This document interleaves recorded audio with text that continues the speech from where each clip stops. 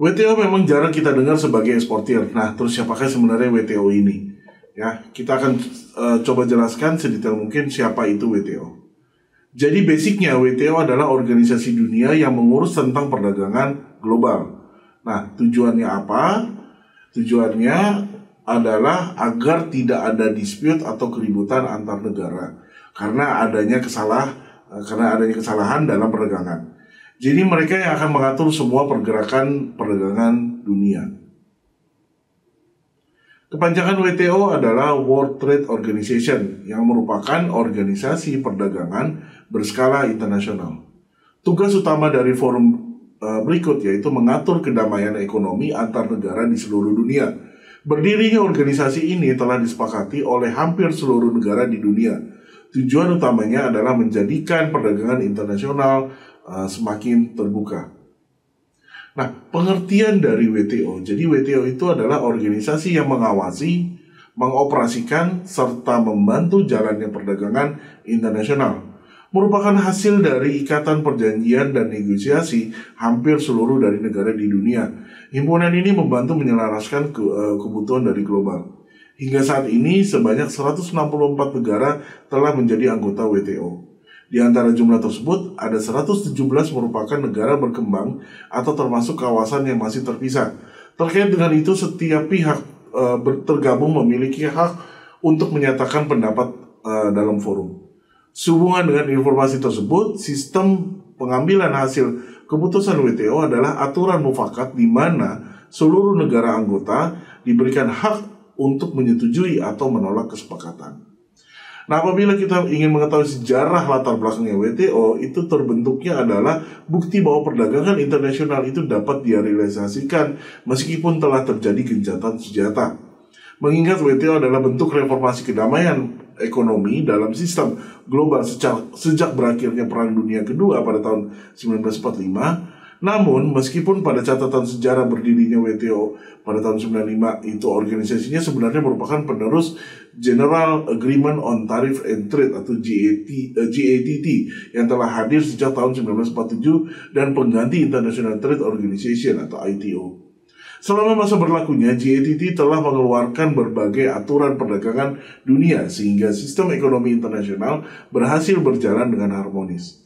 Namun tujuan yang sama, WTO adalah organisasi yang bertekad untuk terus menjaga kedamaian dari sisi ekspor dan impor.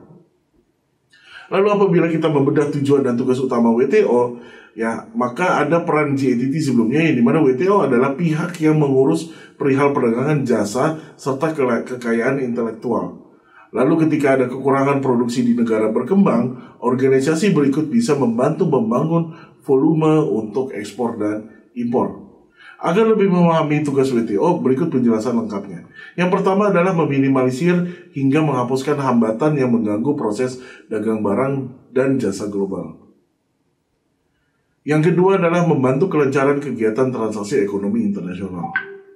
Yang ketiga adalah mengatur adanya perjanjian jual beli resmi antar negara. Yang keempat adalah memfasilitasi forum negosiasi untuk keperluan perundingan kesepakatan. Yang kelima adalah menguasai kebijakan perdagangan setiap anggota. Berikutnya adalah memberikan bantuan pada negara berkembang. Lalu menjalin kerjasama dengan organisasi dunia seperti Bank Dunia atau World Bank dan International Monetary Fund atau IMF. Sedangkan tujuan pembentukan WTO adalah untuk membuat perdagangan antar negara menjadi semakin terbuka, memakmurkan masyarakat global, serta menyelesaikan masalah ekonomi internasional. Maka prinsip dari WTO itu salah satu pendirian WTO adalah Perjanjian Marrakesh yang mengutarakan bahwa perdagangan seharusnya memperbaiki taraf hidup, meningkatkan pendapatan real, memastikan adanya lapangan kerja, serta melebarkan spektrum konsumsi barang dan jasa.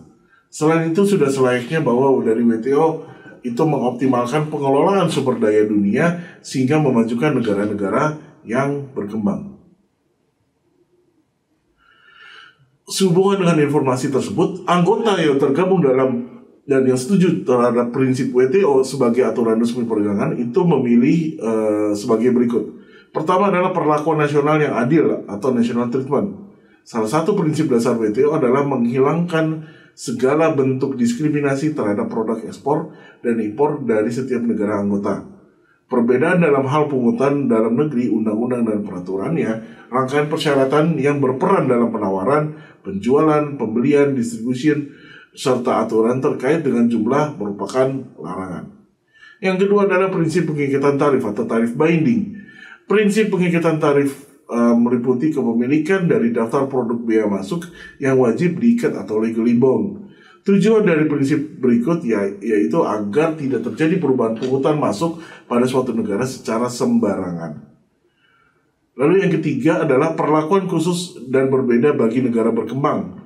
Prinsip selanjutnya dari WTO adalah perlakuan khusus dan berbeda bagi negara yang berkembang atau juga dikenal sebagai Special and Differential Treatment for Developing Countries.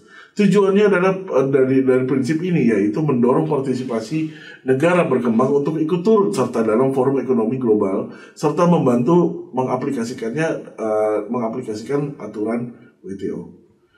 Perlindungan hanya pada tarif prinsip berikut diatur dalam pasal 11 dan mensyaratkan bahwa perlindungan atas industri dalam negeri hanya diperkenankan melalui tarif.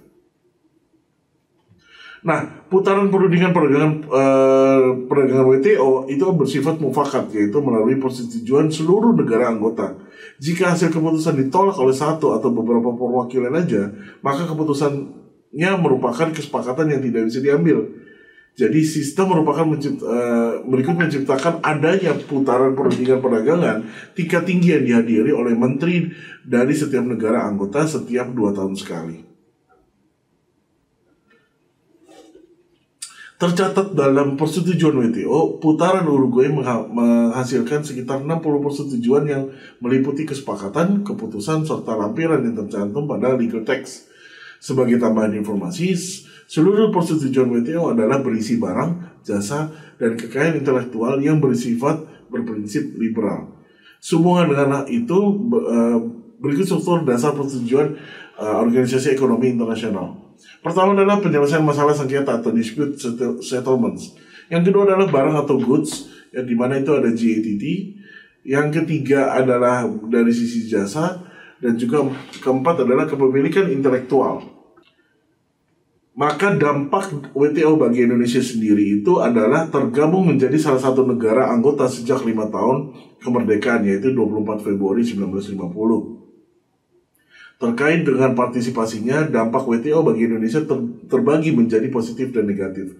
Hal ini disebabkan oleh adanya kebutuhan untuk mengatur sistem ekonomi negara yang cocok dengan aturan organisasi. Dampak positif dari WTO bagi Indonesia salah satunya adalah negara mendapatkan proteksi dari potensi ketidakadilan perdagangan hingga terjadinya diskriminasi kebijakan. Di sisi lain, dampak negatif dari WTO adalah terlibatnya perusahaan asing hingga tahap menguasai pada sektor perdagangan pokok Indonesia. Itulah informasi seputar apa itu WTO dan tugas, tujuan, dan bagaimana dampaknya bagi negara kita Indonesia. Ya, pada intinya kehadiran organisasi berikut memiliki peran besar dalam kelancaran perdagangan internasional khususnya di Indonesia. Sekian penjelasan dari saya dan terima kasih.